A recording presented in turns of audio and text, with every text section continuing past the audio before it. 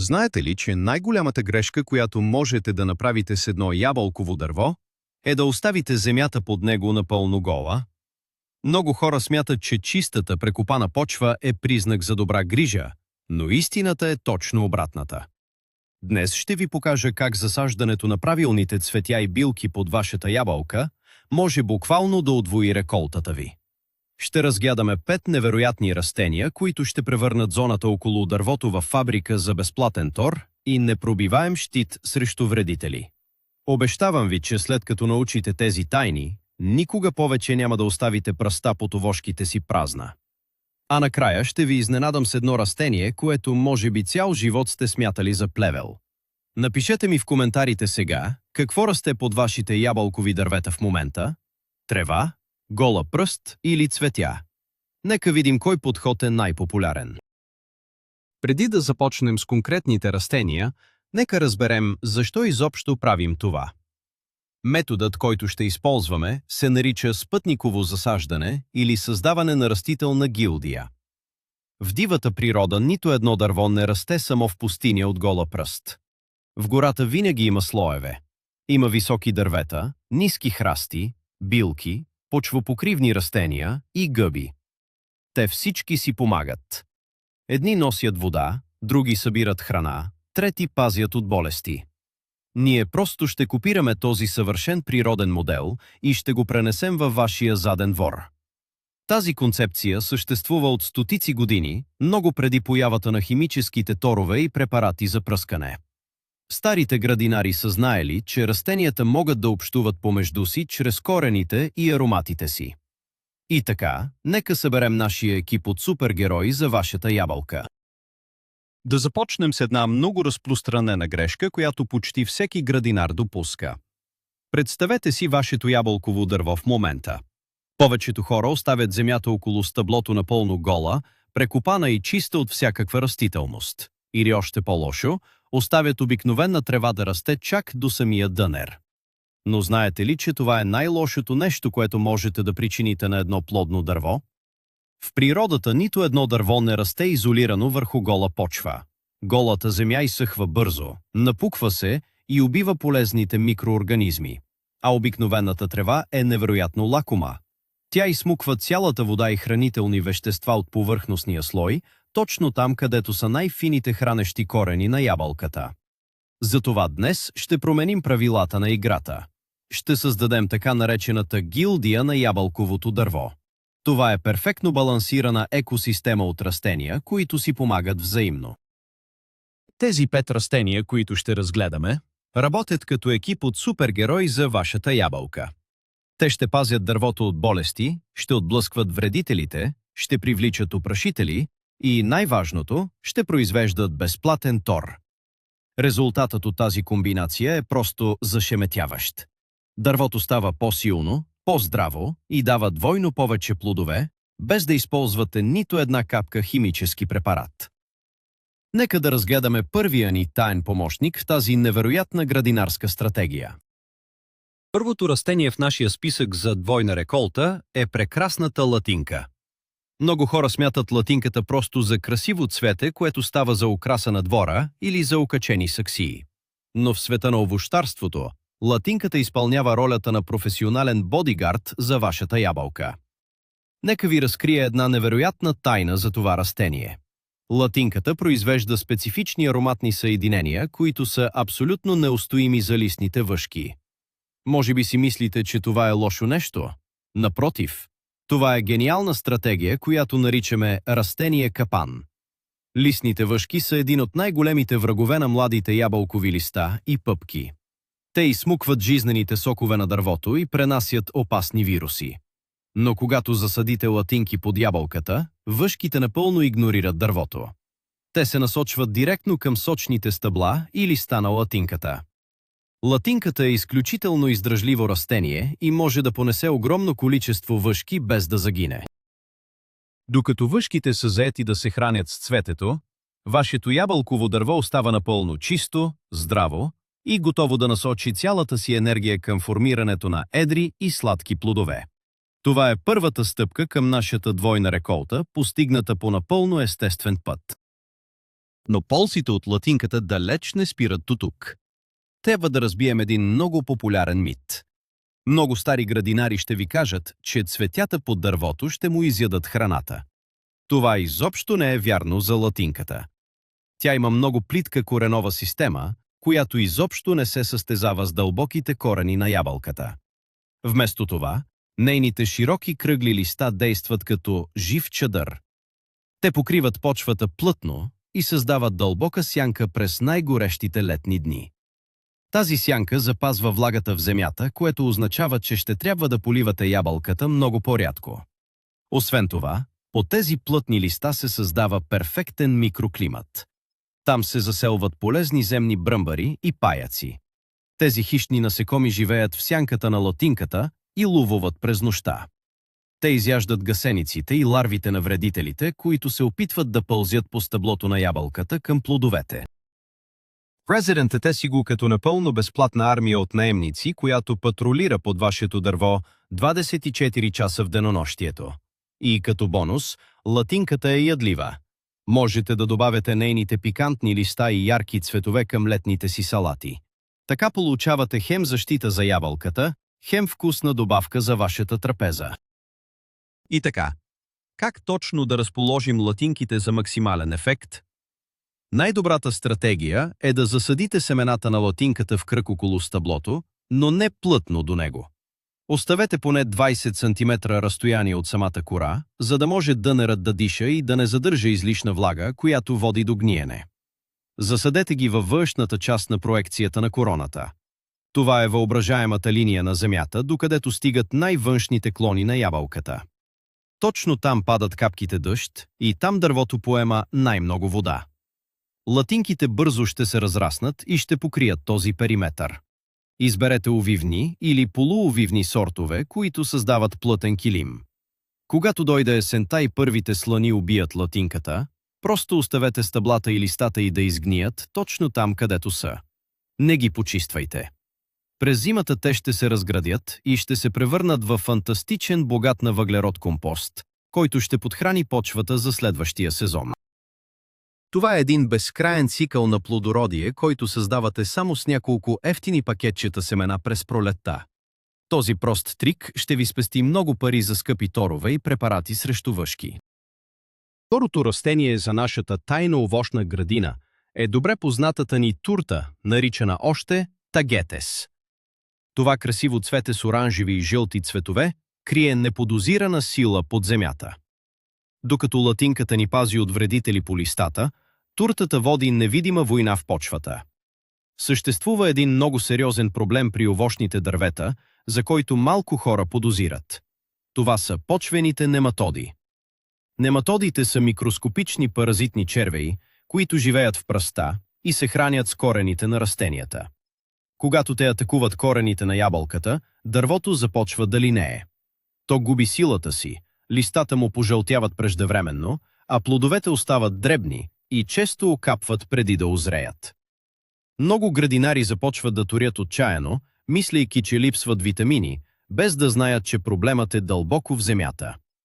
Тук на сцената излиза туртата като истински подземен спасител. Нейните корени не просто растат в почвата, те активно я пречистват. Това е класически пример как природата е създала съвършения лек за най-трудните проблеми. И най-хубавото е, че този лек е красив, уха е приятно и не струва почти нищо. Как точно туртата убива тези опасни коренови червеи? Корените на това цвете отделят в почвата специално химическо вещество. Това естествено съединение действа като изключително мощен, но напълно безопасен за природата биоцид. Когато паразитните нематоди усетят това вещество, те или бягат далече от зоната на корените, или умират на място. Ефектът от засаждането на турта под ябълката се натрупва с времето. Само след 1 или 2 сезона, почвата около дървото става напълно чиста от паразити. Това позволява на младите бели хранещи корени на ябълката да се развиват мощно и свободно. А когато коренът е силен и здрав, той може да извлече много повече вода и храна. Резултатът горе в короната е очевиден. Клоните стават по-здрави, дървото цъфти по-обилно и връзва много повече плодове. Този процес е напълно невидим за нас, но е от критично значение за постигането на двойна реколта. Турктата работи като безшумен санитар, който дезинфекцира дома на вашето ябълково дърво през целия вегетационен период. Никой химически препарат не може да свърши тази работа толкова прецизно и безопасно за дълго време. Но туртата не работи само под земята. Нейните ярки цветове имат още една ключова роля за ябълково дърво. И тук искам да развенчая още един градинарски мит. Много хора смятат, че всички насекоми в градината са вредни и трябва да бъдат унищожени. Това е огромна грешка, която води до катастрофа в овощната градина. Имаме остра нужда от полезни насекоми. Силният специфичен аромат на туртата и нейният ярък цвят привличат като магнит така наречените сирфидни мухи и малки паразитни усички. Не се плашете от думата усички. Те не жилят хората. Техният размер е колкото малко комарче. Но тези миниатюрни насекоми са най-големият кошмар за гасениците, които изяждат ябълките. Паразитните усички снасят яйцата си вътре във вредните гасеници и ги унищожават по естествен път. Като засадите турта, вие на практика строите 5-звезден хотел с безплатна храна за тези полезни защитници. Когато дойде време вредителите да нападнат дървото, вашата армия от усички и мухи вече е там, готова за битка. Те пазят плодовете чисти, без червеи и без дупки, което директно увеличава качеството и количеството на вашата реколта. За да получите най-добър резултат от туртата, трябва да изберете правилните сортове и да ги разположите умно. Най-силно антинематодно действие имат френските и африканските сортове турта. Изберете ниски до средно-високи видове, които няма да пречат на ниските клони на ябълката. Най-добре е да засадите туртата на малки групички или островчета около дървото, като ги редувате с латинките. Туртата обича слънце, така че я разположете в южната или западната част на стъблото, където проникват повече слънчеви лъчи през клоните. Една чудесна идея е да отглеждате разсад от турта в малки саксийки още през ранна пролет. Така, когато земята се затопли, можете направо да засадите готовите растения под ябълката. Те ще започнат да цъфтят и да чистят почвата веднага. А през есента съберете изсъхналите цветчета. Вътре в тях ще намерите хиляди черни семенца, приличащи на малки иглички. Запазете ги на сухо място през зимата и на следващата пролет ще имате абсолютно безплатен посадъчен материал за цялата си овощна градина. Това е инвестиция, която се отплаща стократно всяка следваща година. Преминаваме към третото, много изненадващо растение за нашата гилдия. Това е обикновеният чесън или неговият близък роднина – дивият лук. Може би ви звучи странно да садите зеленчуци под плодно дърво, но това е една от най-старите и най-добре пазени тайни на традиционното овощарство. В миналото, преди изобретяването на модерните химически фунгициди, хората са разчитали на силата на растенията. Чесънът е абсолютен шампион в категорията на природните лечители. Той принадлежи към семейство лукови, които са известни със своето мощно антибактериално и противогъбично действие.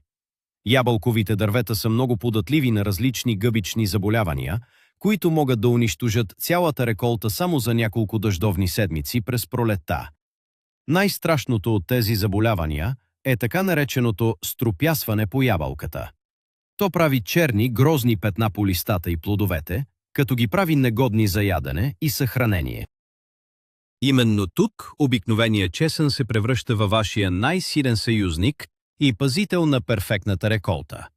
Нека да разгледаме как точно работи тази ароматна магия. Тайната на чесъна се крие в неговите серни съединения. Когато чесънът расте, неговата коренова система и листата му отделят финни серни изпарения в почвата и във въздуха около дървото. Тези съединения действат като естествен, много фин фунгицид. Гъбичните спори, които причиняват струпясване и брашнеста мана, мразят сярата. Средата около ябълката става изключително негостоприемна за тези болести. Имайте предвид, че това е превантивна мярка. Чесънът няма да излекува вече болно дърво за един ден, но ако го засадите на време, той ще създаде невидим защитен щит. Освен това, Силният аромат на чесъна обърква обонянието на много летящи вредители. Насекоми като ябълковия плодов червей търсят специфичния сладък аромат на дървото, за да снесат яйцата си. Когато въздухът е наситен с лек полъх на чесън, тези вредители се объркват, не могат да намерят дървото и просто отминават към чуждите градини. Така вие отново защитавате бъдещите си плодове по напълно екологичен начин, осигурявайки си чисти, здрави и вкусни ябълки, без напръскване с отрови.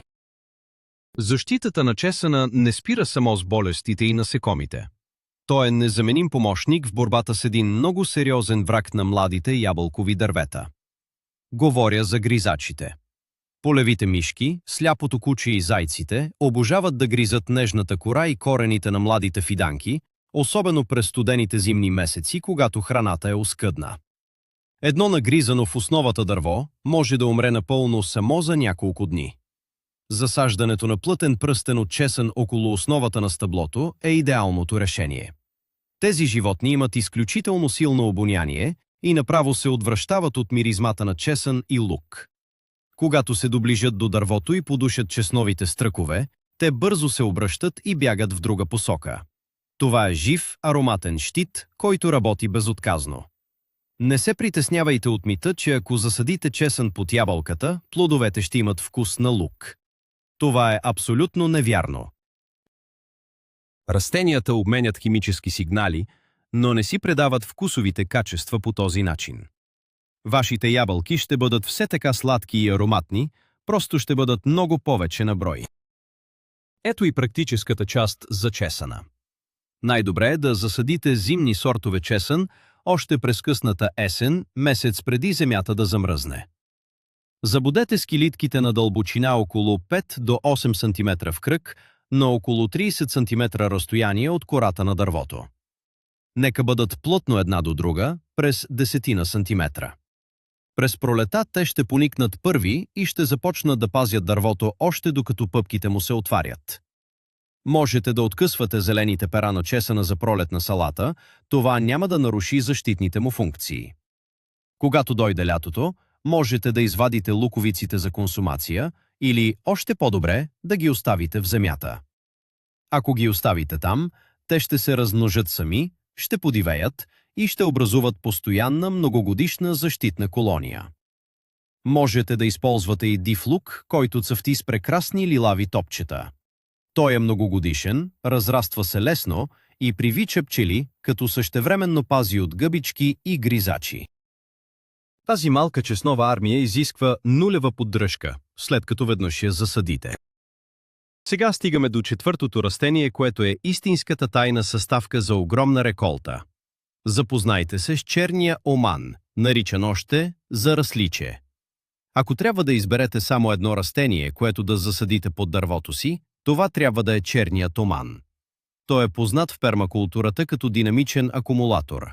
Какво означава това сложно понятие? Представете си черния оман като огромна, жива хранителна помпа. Повечето обикновени растения и треви имат плитки корени. Те вземат храна само от горните 10 сантиметра на почвата. Черният оман обаче има дебел, месест централен корен, който прилича на голям морков. Този корен пробива твърдата земя и слиза на дълбочина до 2 или дори 3 метра надолу. Там, дълбоко в недрата на земята, има огромни запаси от ценни минерали, които корените на ябълката не могат да достигнат сами. Каконенът на черния оман изсмуква тези минерали от дълбокото и ги транспортира нагоре, чак до големите си широки зелени листа. Той буквално добива безплатен тор от дълбините и го доставя на повърхността. Кои са тези безценни минерали, които черният оман изважда на повърхността? Това са предимно калий, калций и фосфор. Всеки опитен градинар знае, че калият е елементът отговорен за сладостта, размера и изобилието на плодовете. Без достатъчно калий, ябълките остават дребни, кисели и падат лесно при вятър. Вместо да купувате скъпи калиеви торове в пластмасови чували, вие просто използвате черния оман. Тук идва и тайната техника, наречена «отрежи и хвърли». Черният оман расте изключително бързо. Само за един месец той създава огромна листна маса. Вашата задача е да вземете една ножица или сърп, да отрежете листата му близо до земята и просто да ги хвърлите около стъблото на ябълката. Не копаете, не заравяте. Просто ги хвърляте като одеяло. Тези листа са пълни с вода и минерали. Те се разлагат много бързо, само за няколко седмици, и освобождават всичкия този дълбочинен калий и фосфор директно върху плитките, хранещи корени на вашето ябълково дърво. Това е най-мощното, бързо и напълно естествено торене, което можете да направите. Трябва да споменем и един мит, който плаши някои хора. Говори се, че черният туман е агресивен плевел, който ще превземе цялата градина и ще задуши дървото. Това е вярно само ако не знаете как да го управлявате. Първо, винаги търсете да закупите стерилен сорт на черния оман, известен като Бокинг 14. Този специален сорт не прави жизнеспособни семена. Той може да се размножава само чрез разделяне на корена. Това означава, че където го посадите, там ще си остане. Няма да се разпръсне из целия ви двор. Второ, редовното рязане на листата му не му позволява да стане прекалено голям и да пречи на другите растения. Колкото повече го режете, толкова повече тор произвеждате за ябълката. Този мулч от листата на омана задържа влагата, спира растежа на нежеланите плевели и създава невероятно богата, черна и рохкава почва под дървото. Всяка есен, когато листата му измръзнат, те се свличат на земята и продължават да подхранват ябълката през цялата зима. Това е перфектната машина за производство на безплатен хумус. Как да разположим черния оман правилно? Най-доброто място за него е точно по линията, където падат капките от короната на дървото. Засадете 3 или 4 корена от черния оман на равни разстояния около ябълката. Оставете вътрешния кръг за латинките, туртата и чесана. Оманът действа като външна ограда на тази гилдия. Той е много издръжлив на суша, благодарение на дълбокия си корен. Можете да го режете до дъно 3, 4, та дори и 5 пъти в рамките на едно лято. Всеки път той ще израства отново, по-мощен от преди. Когато го режете в началото на лятото, точно когато ябълката започва да налива плода, вие й давате мощна инжекция от калий точно на време. Освен това, ако оставите някои от стръковете да цъфнат, те образуват красиви лилави камбанки. Тези цветчета са абсолютен фаворит на пчелите и земните пчели. Те привличат хиляди опрашители във вашата градина. Повече пчели означава по-добро опрашване на ябълковите цветове през пролета, което е директната формула за получаване на онази мечтана, двойно по-голяма реколта. И накрая стигаме до петото растение, което обединява цялата ни екосистема. Това е бялата детелина. Запомнете едно златно правило в овощарството. Обикновената трева е най-лошият враг на плодното дърво. Тревата има гъста мрежа от плитки корени, които изсмукват целия азот от повърхността на почвата. Ябълката се нуждае от този азот, за да прави зелени листа и нови клонки. Ако под дървото имате само окосена трева, вие го обричате на постоянен глад. Тук идва ролята на бялата детелина. Тя трябва да се превърне във вашия нов, жив килим. За разлика от тревата, детелината принадлежи към семейство бобови. А бобовите растения притежават една от най-големите суперсили в растителния свят. Те могат да произвеждат азотен тор директно от въздуха. Около 80% от въздуха, който дишаме, е азот. Но растенията не могат да го усвояват през листата си. Детелината решава този проблем чрез една невероятна, тайна сделка с природата под земята. Тази изделка преобразява изцяло почвата и я превръща в фабрика за постоянен растеж. Нека обясним много просто как работи тази фабрика за тор. По корените на бялата детелина се заселват едни специални, много полезни почвени бактерии, наречени ризобиум. Тези бактерии образуват малки розови топчета по коренчетата на детелината. Бактериите улавят свободния азот от въздуха, който прониква в почвата, и го преработват в течен амоняк и нитрати. Това е точно същият азотен тор, който купувате в пластмасовите бутилки от селскостопанската аптека, но тук той е напълно безплатен и се дозира автоматично. Детелината използва част от този азот за себе си, но винаги споделя излишъка с околните растения.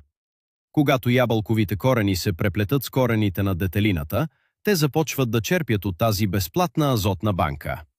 Когато окосите детелината или когато стари нейни корени отмират естествено, целият събран азот се освобождава в почвата, точно на разположение на вашата ябълка. Така дървото получава постоянен, бавен и здравословен приток на храна през целия сезон, което гарантира силен растеж на нови плодни клонки за следващата година. Освен че произвежда безплатен тор, бялата детелина действа като перфектния жив мулч. Тя расте ниско до земята, не пречи на работата в градината и не изисква често косене като обикновената трева. Нейните малки листенца се застъпват плътно и създават хладен микроклимат върху почвата.